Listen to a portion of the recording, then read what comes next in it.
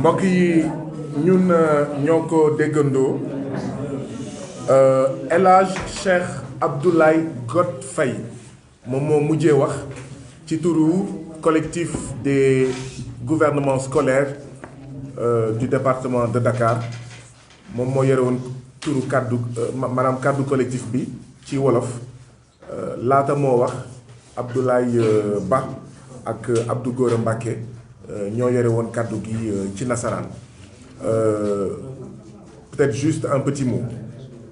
Nous, FRAPP, nous exprimons toute notre solidarité au collectif des gouvernements scolaires du département de Dakar, composé des lycées mixtes Maurice Delafosse, lycée Lamine Gueye, lycée Blaise Diagne, lycée John Fitzgerald Kennedy, lycée de Ouakam, Limodak, le lycée des Parcelles Assainies à l'unité 13, lycée Galandou Diouf, lycée Thierno Seydou Nourou Tall et l'école franco-arabe Fadilou Mbacké. Nous exprimons notre solidarité à ces élèves du Sénégal qui depuis 2 mois et 21 jours n'ont pas été à l'école, qui depuis 2 mois et 21 jours n'ont pas fait cours. L'école sénégalaise est en crise structurelle. L'école sénégalaise est malade, et cela depuis des années. Ces élèves, leur place, ce n'est pas ici dans le siège du FRAPP, dans le cadre d'une conférence de presse. Leur place, ce n'est pas dans la rue pour exiger le respect de leur droit à l'éducation. Parce que c'est de cela dont il s'agit. Leur place, c'est dans leurs écoles.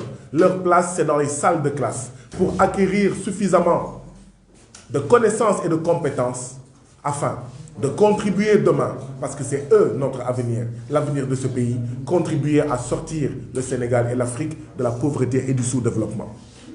Et donc, nous exprimons notre solidarité à ces élèves.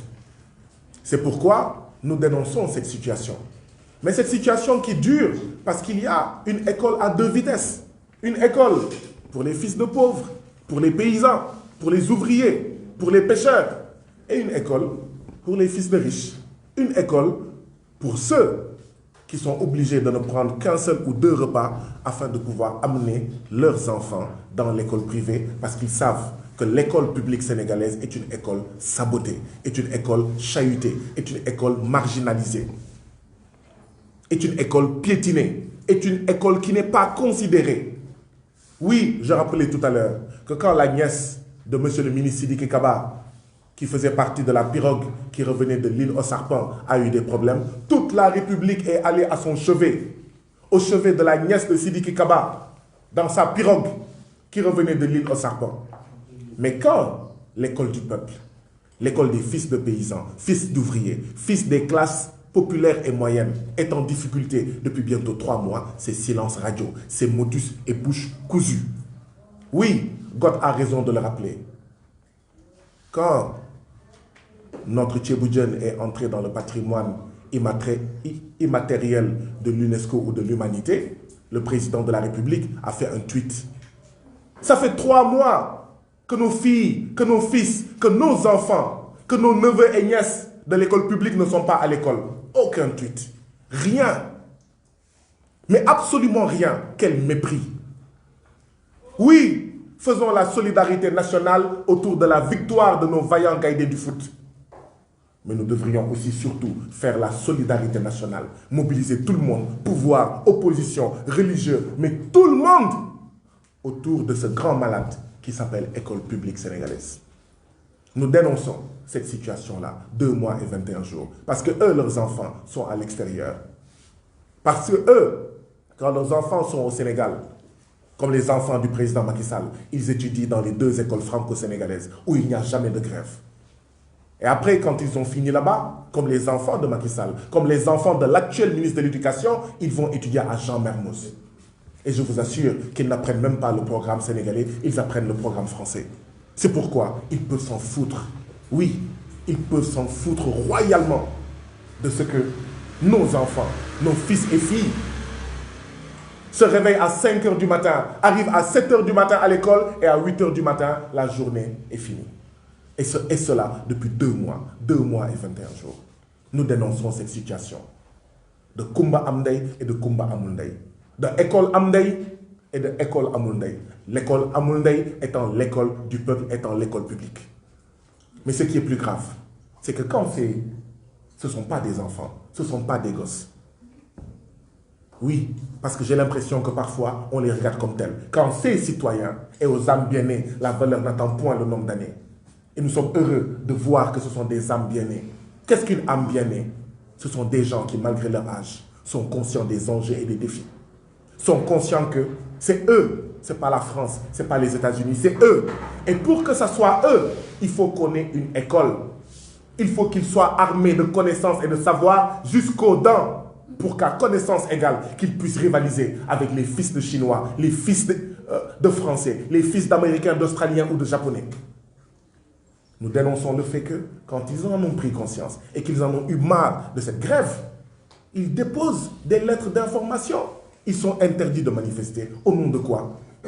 Ils manifestent, ils sont brimés, ils sont piétinés, ils sont gazés, ils sont violentés. Et ils sont jetés comme des malpropres dans le panier à salade. Pendant ce temps, les voleurs de la République, les todjemans de la République, oui, les trafiquants de drogue ne sont pas jetés dans les paniers de la République. Pourquoi? Parce que l'argent qui devait aller à l'école de la République, à l'école du peuple, cette école-là, d'où est sorti le président Macky Sall.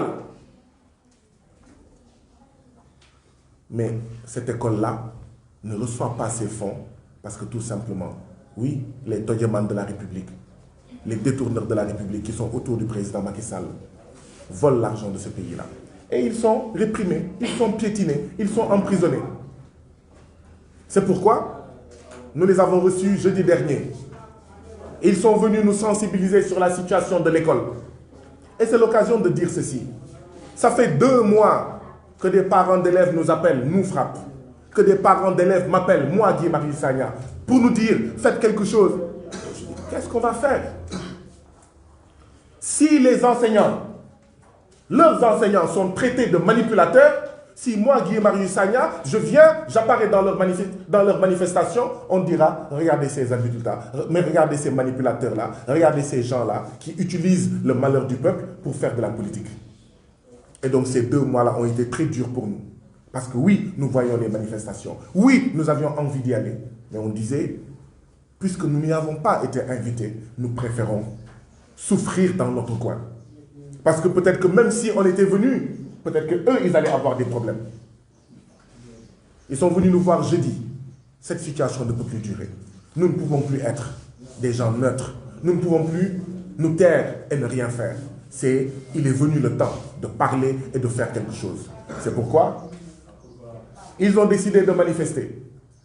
Encore. Mais comme à chaque fois leurs manifestations sont interdites, nous, frappe, nous allons manifester à leur côté. C'est pourquoi nous avons introduit vendredi dernier une lettre d'information sur la table du préfet de Dakar, l'informant que ce jeudi 24 février, à partir de 9h à 14h, nous allons marcher du rond-point de Ngor au siège de l'UNESCO. L'UNESCO, parce que vu qu'ils estiment que le président reste sourd à leurs cris pour le respect de leur droit à l'éducation, eh bien, c'est l'occasion, c'est le temps, c'est le moment de partir, crier, d'accord, leur exigence devant l'UNESCO. Nous demandons que cette manifestation, qui est une manifestation pacifique, républicaine, sans violence, non violente, soit encadrée. Rien ne va être cassé. Jeudi, nous invitons tous les parents d'élèves à venir soutenir leurs enfants, leurs nièces, leurs neveux, leurs filles et leurs fils pour sauver l'école publique.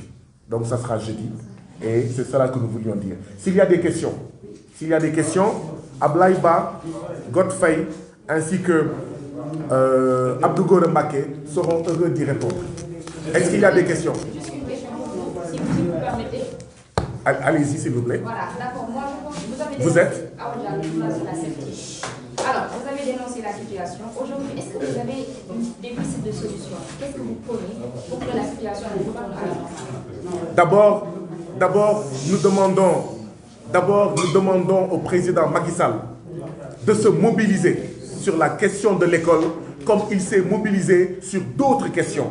Comme il s'est mobilisé dans l'accueil des Lions, comme il s'est mobilisé dans l'inauguration du stade qui aura lieu, je crois, demain. Nous demandons au président Macky Sall de se mobiliser pleinement sur cette question-là. Cette question-là n'aurait pas dû durer 2 mois et 21 jours. Nous sommes persuadés, nous frappons, que si le président Macky Sall veut, il pourra. C'est une question de volonté politique. Nous demandons également à tous les Sénégalais, parce qu'en réalité, le FRAPP n'est pas le ministre de l'Éducation nationale. Le FRAPP n'est pas le président de la République. Mais ce que nous pouvons faire, c'est au moins créer un rapport de force pour abréger les souffrances scolaires imposées à nos filles, à nos fils et à ces élèves-là. Donc voilà, et que le président Macky Sall se bouge. Parce que comme ils l'ont dit, le président Macky Sall a une dette à l'endroit de l'école publique, de l'école sénégalaise qui a fait de lui ce qu'il est aujourd'hui. Et ce n'est pas ainsi que le président Macky Sall doit payer cette école sénégalaise. Et je rappelais tout à l'heure que j'ai fait le bac en 1996. J'ai été obligé de le faire au mois de septembre pour les mêmes raisons. Parce que l'école publique sénégalaise était en grève pendant toute l'année scolaire. J'ai fait le bac au mois de septembre. Eux aussi vont être obligés de faire le bac au mois d'août ou au mois de septembre. 30 ans, près de 30 ans, c'est scandaleux. C'est scandaleux. Tous les Sénégalais n'ont qu'à se mobiliser. Si tous les Sénégalais se mobilisent, le président n'aura pas d'autre choix que de trouver une solution cette semaine. Cette semaine-ci. Ne sortons pas de cette semaine sans qu'il y ait une solution. Je vous remercie.